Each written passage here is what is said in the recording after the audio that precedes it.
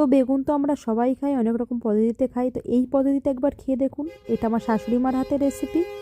তো চলুন দেখিনি কীভাবে তৈরি করছি। প্রথমেই তেলটা গরম করে আগে মাছের মুড়োটা ভেজে নিচ্ছি। এটা আপনাকে মাছ দিয়েও করতে পারেন, তবে মাছের মাথা দিয়ে করলে বেশি টেস্ট হয়। তো এটা আমি বড় মাছের মাথা টুকরো টুকরো করে কাটা, এগুলো ভাজি করে নিচ্ছি প্রথমে। তারপরে দিয়ে দিলাম শুকনো লঙ্কা, আর দিয়ে দিলাম তেলের পরে গোটা জিরে, তারপরে দিয়ে দিলাম বেগুন।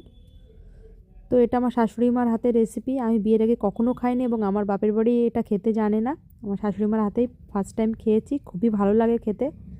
তো নেড়ে চেড়ে নিয়েছি ভালো করে। এখন দিয়ে নিচ্ছি স্বাদ মতো নুন আর হলুদ। আপনারা অবশ্যই একবার ট্রাই করে দেখবেন, খেয়ে খুব ভালো লাগে খেতে। তো আমি একটা মিস্টেক করে ফেলেছি, তার জন্য মার্জনা ক্ষমা চাইছি। তো আমি বলছি একটু পরে আমি কি ভুলটা করেছি। তো বেগুনটা দিয়ে ভালো করে নুন হলুদ দিয়ে নেড়ে চেড়ে একটু ঢেকে দিয়েছি, যাতে বেগুনটা একদম নরম হয়ে যায়। তো দেখুন বেগুনটা একদম গলে গেছে, আর এইভাবে ঘুটে ঘুটে দিতে হবে বেগুনটা পুরো।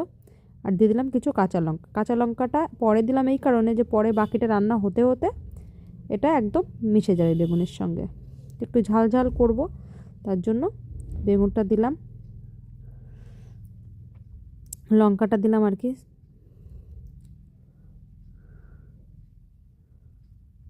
তো এইভাবে বেগুনগুলো একদম ঘুটে ঘুটে ঘুটে ঘুটে একদম বেগুনটা একদম ম্যাশ করে দেবেন। সিদ্ধ হয়ে যাওয়ার পরে বেগুনগুলো যখন নরম হয়ে যাবে, আমি এটা সবুজ সাদা বেগুন নিয়েছি, আপনারা যে কোনো বেগুন নিতে পারেন। তো মিস্টেকটা বলছিলাম আর কি, এই যে পরে আবার তেল দিতে হলো, আসলে আমি তখন রসুন দিতে ভুলে গেছি। আপনারা ওই প্রথমেই তেলের পরে শুকনো লঙ্কা জিরে ফোড়ন দিয়ে রসুনটা তখনই দিয়ে নেবেন। আমি ভুলে গেছিলাম দিতে, তাই আবার নতুন করে দিচ্ছি। তো রসুনগুলো যখন লাল লাল করে ভাজা হয়ে গেছে, তখন মাছের মাথাটা দিয়ে নিলাম। এখন বেগুনটা দিয়ে নেবো এর মধ্যে।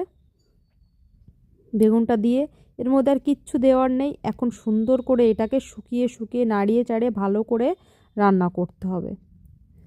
তো অনেক সময় বেগুন দিয়ে জল গলে, তো বেগুনটাকে জলটা একদম শুকিয়ে নিয়ে তারপরে মাছের মাথাটা দেবেন। যখন এই পোর্শনে এরকম টাইম হয়ে যাবে, বেগুনটা শুকিয়ে আসবে, যদি জল গলে আর কি। আর যদি না গলে, তাহলে বেগুনটা যখন হয়ে যাবে এরকম পোর্শনে, তখন মাছের মাথাটা দেবেন। তো দেখুন আমি এইভাবে নেড়ে চেড়ে একদম তৈরি করে নিয়েছি। আমারও কিন্তু বেগুনের ঘ্যাটটা একদম হয়ে গেছে। নামানোর আগে হালকা একটু চিনি দিয়ে নেবেন, তবে টেস্টটা আরও ভালো হবে। তো কমপ্লিট হয়ে গেছে, আপনারাও বানিয়ে খাবেন।